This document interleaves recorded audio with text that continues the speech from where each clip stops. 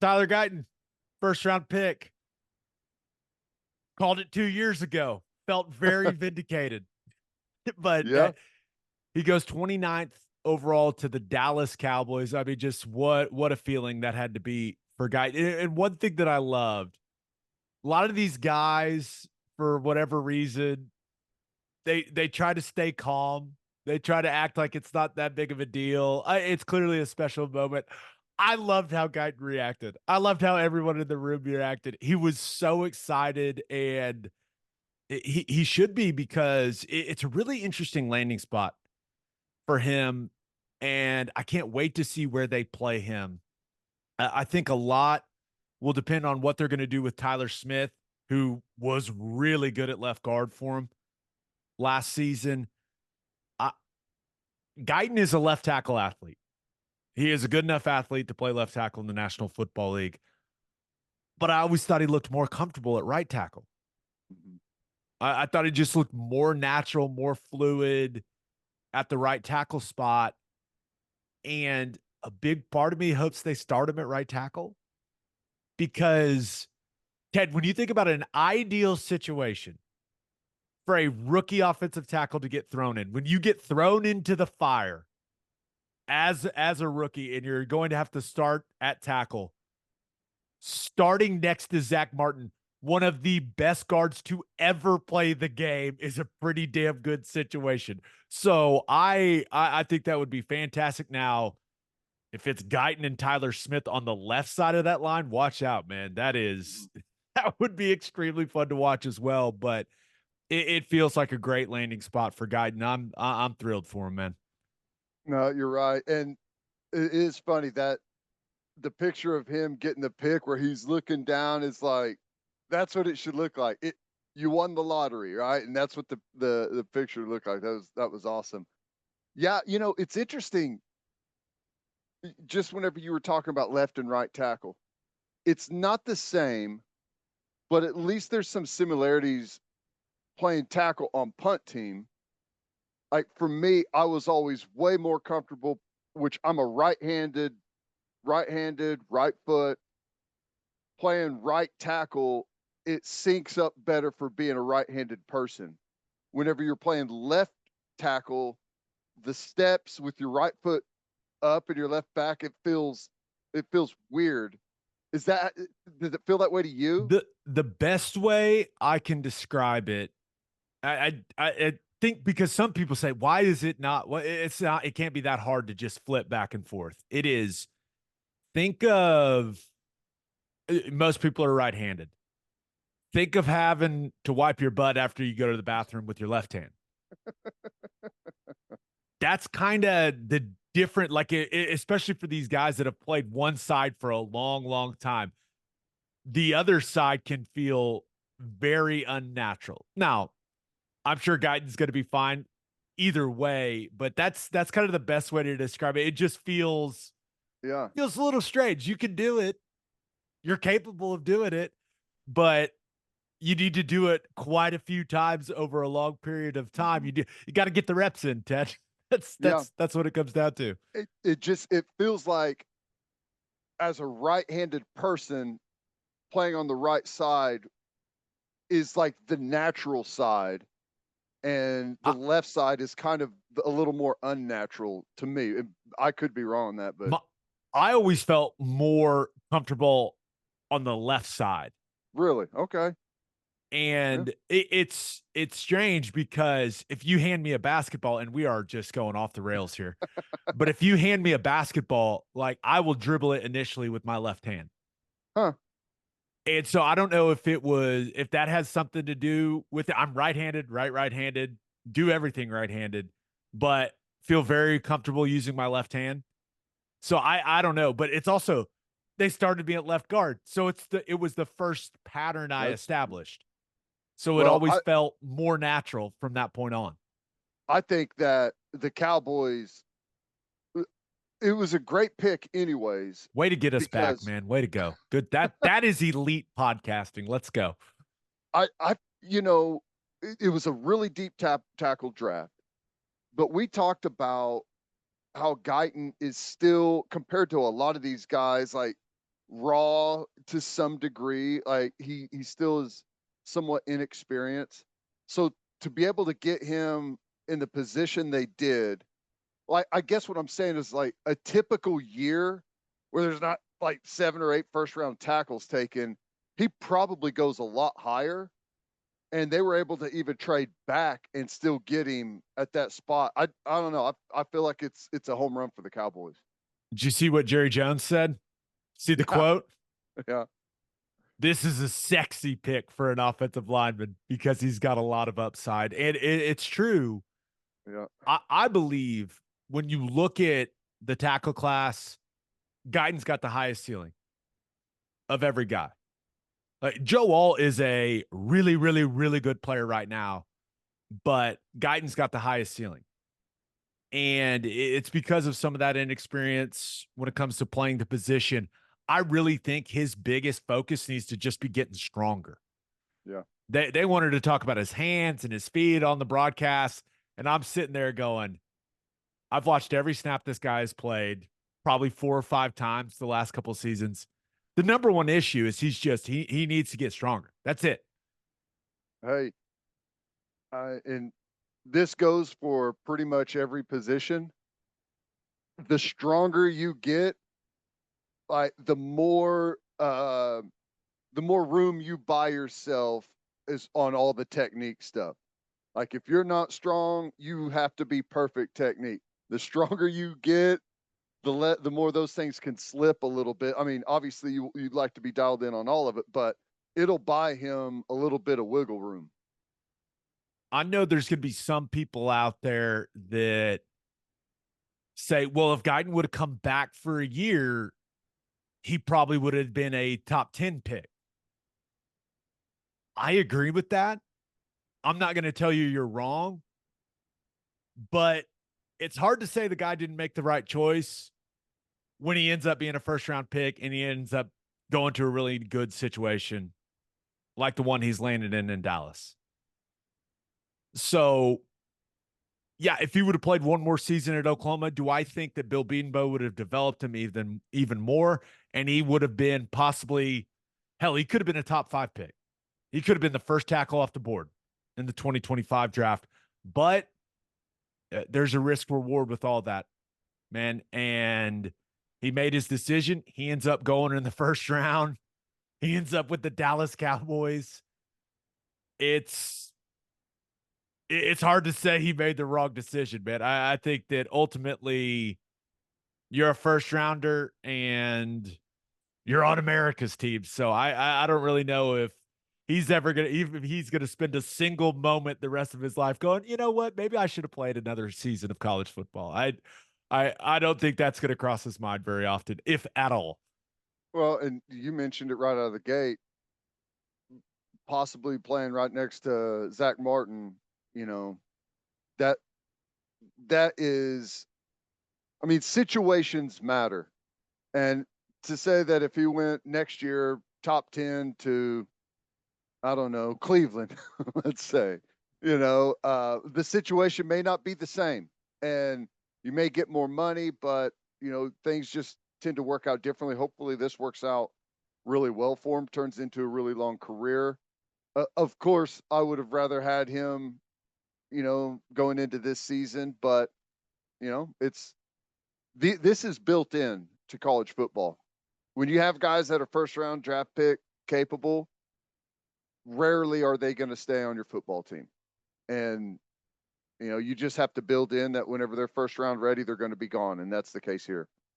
No doubt. And got to give the Cowboys some credit. Their track record of drafting offensive linemen in the first round lately is solid. Yeah, they've been good. They've been really solid there. When you think about it, going all the way back to Tyron Smith, Travis Frederick, yeah. Zach Martin, that was my draft class. He may be the best guard to ever play. He has a legitimate argument in that conversation. And then Tyler Smith. Which is crazy. Who all was on that Notre Dame offensive line? There were several guys, weren't there? Yeah, they had a squad. Let's not talk. Let's not even talk about it. How dare you bring that up? But I think one thing that needs to be pointed out Bill Beanbo was just a couple years ago. People were saying, well, he hasn't produced any first rounders. What are you saying now, people? Back to back. Yeah. I love it for Bill. And the part that a lot of people don't realize is how much better Anton Harrison and Tyler Guyton got under him. Those guys were nowhere near first rounders. And credit to those guys for putting in the work.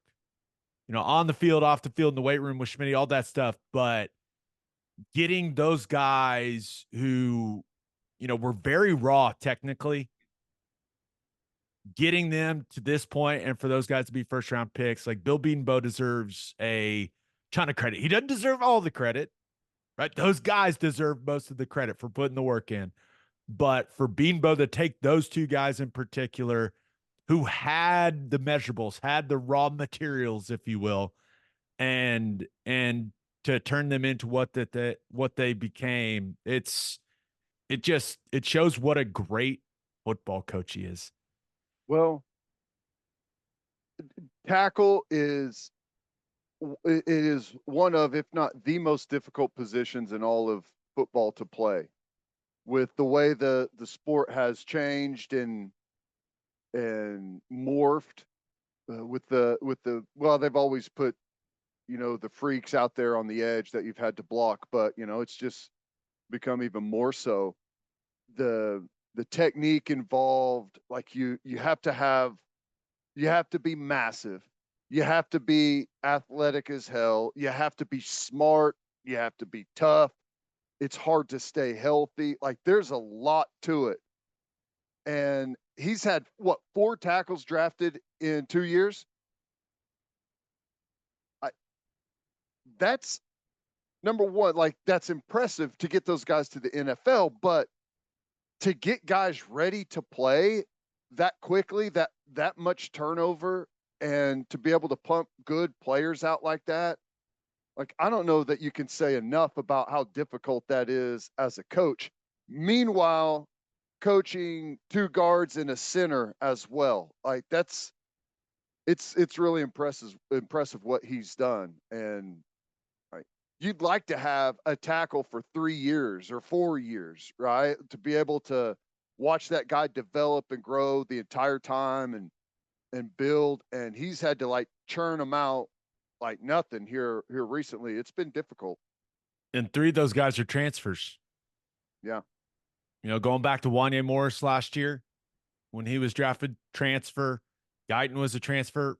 Rouse, transfer. So to take those guys in from the portal and then be able to, get the most out of them, it's not easy. Now, there's another side of that conversation where, hey, you need to get those types of guys out of high school.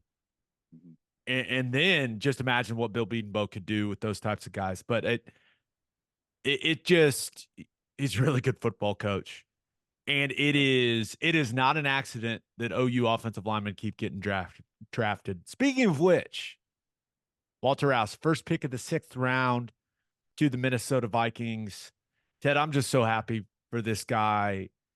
We only got 1 season of Walter and Norman, but just had a tremendous impact on the program. Just a fantastic guy, a pleasure to be around. There's no doubt in my mind he's going to be a great locker room guy there in Minnesota. And I thought it was interesting. They announced him as a tackle, which that stuff matters. Minnesota turns in their pick. They say, hey, he's a tackle. So they're going to give him that chance at tackle initially, which I think is a great sign for him. I was really, really excited. He went a little later than I thought he might. I thought he was probably going to land in the 5th, but I think that probably was due to, some of the limitations he has athletically, but still awesome to see Walter Rouse get drafted. Yeah. I was anxious to hear what you had to say about this, because I feel like he's different than Rouse than Guyton, rather, because Guyton still, it feels like, has a a lot of upside, and maybe Rouse is there's not a whole lot more left to squeeze out of there as far as getting better, but he's in a really good spot already. I felt like it seems late for a guy that I feel like is a plug and play almost. In the NFL, it's maybe that's a little bit different, but I don't know. I feel like with as such of a solid player as he is, I don't know. I was surprised that he didn't go. I mean, I was thinking like fourth round perhaps, but I don't know. Glad he got drafted. I guess I was just a little bit surprised by that. I think a couple things, just a really deep tackle class. Mm-hmm. So that just pushes you down the board, and teams have their specific needs. And I just think that with the amount of tackles, really good tackles that were in the draft, we just got pushed down naturally. And then some NFL teams, they get drunk on potential Yeah. and just what a guy can be, not exactly what he has been as a player. And I think you're right. I think people view Rouse as a guy that is what he is at this point. And I still watch him and go, I think that guy can be a really good guard in the NFL. Yeah. But I'm glad he's getting his chance at tackle. And you look at the Vikings, they've got two solid tackles in Darisaw and O'Neal, but it's likely that Walter finds himself in a place where he's going to be battling to be the swing tackle, the backup at both spots. And the good thing for him is he's so intelligent. He's going to be able to pick up the system quickly, which is going to be extremely valuable for that organization. But yeah, I think it's a solid spot for him. And he maybe just went a little later because of just how talented of a tackle class it is, and him not having as high of a ceiling as some of these other guys that were in this draft. But he's going to get his opportunity to possibly start for the Vikings. So we'll see what it looks like. But yeah, could he have been a fifth rounder, maybe even fourth rounder in a different year? Absolutely. But sometimes it's just the luck of how the board falls, man. He's too smart. They're worried that he might say, I'm going to go be a biomedical engineer. I'll see you guys later. Like, who was the guy from the Chiefs that the Canadian guy? Oh yeah, the doctor. Yeah, the doctor. Yeah. That's wild though. I'm happy for him. I think he'll do well. Quick story. Official meeting at the combine with the Cincinnati Bengals. Walk in, sit down, everyone in there. It was very obvious they wanted to draft a center that year. Marvin Lewis looks at me and goes, "Hey man, what's the dirt? Tell me what's here." He's like, "Because I'm looking at the resume, just it's clean, it's too clean." I was like, "Man, there's no dirt." He's like, "Well, then we can't draft you." I was like, "All right, good talk." And it was that and I was like, "So what do you guys want to do?" They're like, "You want to talk about the other sitters? Like, what do you like?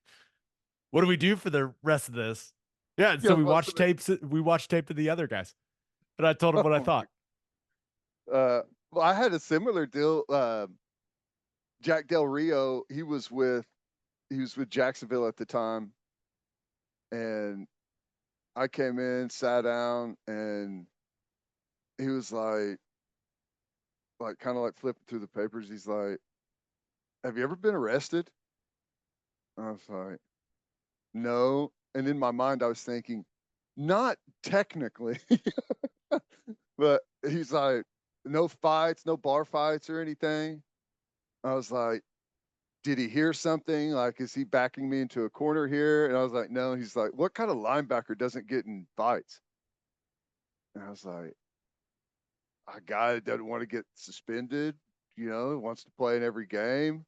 But it was like the same thing. Is what I'm saying? It's like, I don't know. Not not rough enough. I like it. It was funny though. Jonah Laulu got drafted. Yeah. We called it, baby.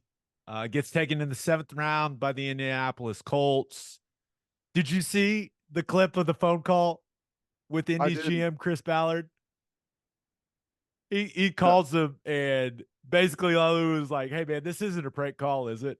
And Ballard is just cracking up. It was awesome, but just really excited for him. Trusted the coaching staff, made the move inside to defensive tackle, played some solid football. Didn't get invited to the combine. Had his opportunity at pro day to show what type of athlete he was and killed it. And I think it's a great story of kind of trusting the process and making the most out of it, and ends up being a draft pick, man. What an awesome story for Laulu. I still think that he's a guy to watch. Yeah, if he gets into the right system, I like his attitude. I like the way that he plays. Clearly we've talked at at length about the physical traits that he brings and the position versatility. He's played edge. He can play traditional defensive end. He can slide inside and play a interior defensive tackle position. I mean, there's a lot of different things you could do with the guy. I mean, and he's got a really good personality, a really good work ethic. I mean, never know. I mean, I think there's a chance he could really carve out a nice career. And sometimes it's really important for a rookie to land in a room with a guy that he can learn a lot from. DeForest Buckner is, when you think about the frame, and Buckner's 6'7", so he's a little taller than Laulu, but he's 6'7", 295, 300 pounds, crazy long arms. Laulu should do every single thing that guy does every single day. And just go teach me. How could I get to as close to you as a player as possible? Because you cannot pick a better guy in the league from a physical standpoint for him to learn from. He lands in an awesome situation being in the same room as DeForest Buckner. Now, that's assuming Buckner is a cool vet, which isn't always the case. Right. But for him to be in a guy that is built the same way that he's built at that defensive tackle position, a guy that's done it at a very high level now for a while, Mm-hmm. that's extremely valuable for Laulu, Ted. Yeah, you see it, and watch some of because the old guys, like as they get older, and obviously Buckner's got some great skills and traits, but the longer guys are in the league, they pick up the little nuance technique things, and when he's got a similar body type, a lot of those little, because a guy that's 6'7" with really long arms, the technique is different than a guy that is 6'3", a squattier body with different, the techniques differ a little bit, which works better for different body types. To see a guy that's been in the league that long with similar traits, you can pick up on some quick skills and ideas that maybe you're not going to get with just the general teaching from a D-line coach. He's going to learn with Buckner in that room. He's going to learn the things that work and the things that don't work much quicker. Yep. Like, hey man, you're just too tall. You can't do that. Mm-hmm. So that'll be, I think that Buckner will be an extremely valuable resource for him. Also, something interesting about the Colts roster, PJ's brother is on that roster as well. How about that? Nice. So a little connection there, and kind of transitioning to the guys that signed as undrafted free agents. Isaiah Coe signed with the Colts as well. So Lau's gonna get to go do all of the fun rookie stuff with Isaiah Coe, which will be, I mean, it's always nice to have a familiar face in that group. It is. It is when you walk into a locker room with, what is there, around 90 some guys whenever they first start off, and to not really know anyone. And there's a range of like 20 to 21 year olds all the way up to like some 30-year-old guys. it can be daunting for sure. You grab onto whatever's familiar if there is anything.